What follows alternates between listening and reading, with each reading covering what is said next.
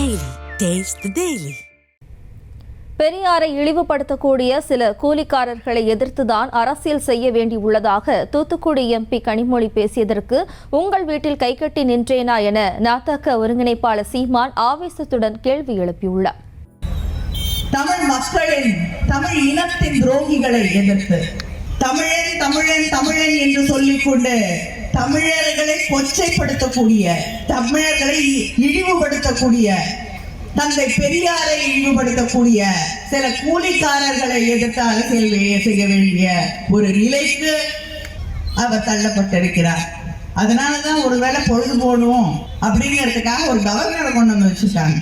அவரும் இல்லைன்னா எல்லாருக்கும் போர் அடிக்கும் இல்லையா? அவர் கவர்னர் மாதிரி இல்லை, ஆளுநர் மாதிரி இல்லை, நல்ல அரசியல்வாதி போல ஒரு எதிர்கட்சி இருக்கக்கூடிய ஒருவர் எப்படி செயல்பட வேண்டுமோ அப்படி செயல்பட்டு கொண்டிருக்கிறார். அவர் சட்டமன்றத்திற்கு வருவார், ஆனா பாதியிலேயே எழுந்து போயிடுவார். நான் கூட ஆர்ப்பாட்டத்தின் போது கேட்டேன், எதுக்கு வரீங்க? வீட்டுல இருந்தே லீவ் லெட்டர் கேட்டீங்கன்னா லீவ் லெட்டர் எழுதி கொடுத்தீங்கன்னா தளபதி பரவாயில்ல வீட்டுல இருந்தோம்னு சொல்லிடுவார், வான்னு சொல்ல மாட்டேன்.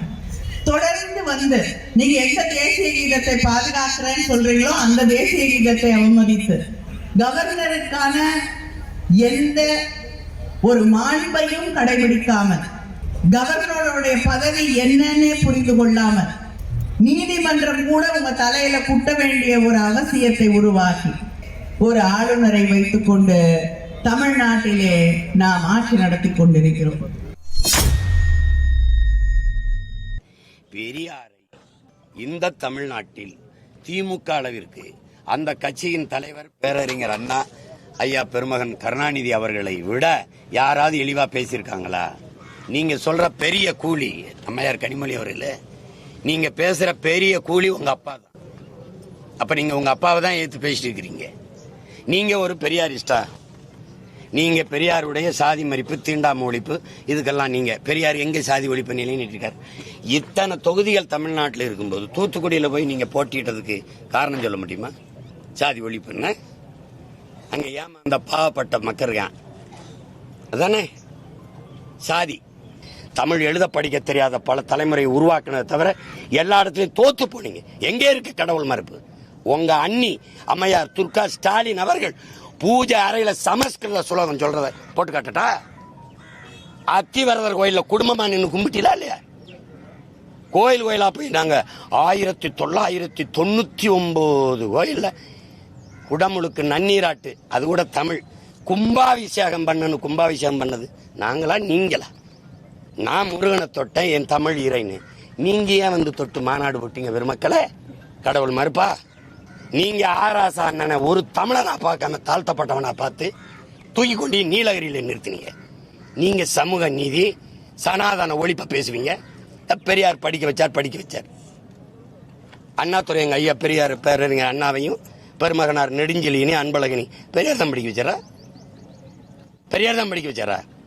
எம்ஜிஆர் தன்னுடைய சொத்துக்களை கடைசியா காது காலாதவர் வாய் பேச முடியாத பிள்ளைகளுக்கு ஒரு அறக்கட்டளை எழுதி வச்சு கொடுத்துட்டு போனார். அப்படி பெரியார் அவர் சொத்தை கொடுத்துட்டு போனாரா? கூலினார் கூலி இருங்க. கூலினா என்ன? உங்க வீட்டுல வந்து கையெட்டி நிக்கிறானா? நானு கூலி? உங்க அப்பா தான் கூலி. யார்கிட்ட பேசுறது என்னன்னு இல்லையா? கூலியா? என்ன கூலி? நீ தான் என் மக்கள்கிட்ட 1000-500 பிச்சை காசு கொடுத்து ஓட்ட பறிக்கிற கூலி. நீ சரியான ஆளா இருந்தா ஓட்டுக்கு காசு கொடுக்காம நின்று காட்டுவாங்க. அது எங்க அம்மா தமிழிசை சொல்லுவேன். உங்களை எதிர்த்து போட்டிட்ட இடத்துல ஓட்டுக்கு காசு கொடுக்கணும், அப்படி ஒரு வெற்றியே வேணாம்னு சொன்னேன். தமிழ் மகள் தமிழச்சி தமிழிசை அந்த மாதிரி நீங்க காசு கொடுக்காம வென்றீங்களா? பெரிய கலைஞரின் மகள் தானே, பெரிய இவங்க தானே. நீங்க எல்லாம் ஒன் சாதிக்காரன் தானே போய் நின்ன, எதுக்கு ஓட்டு காசு கொடுத்த?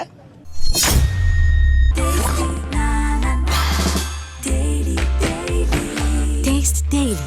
Taste the Daily.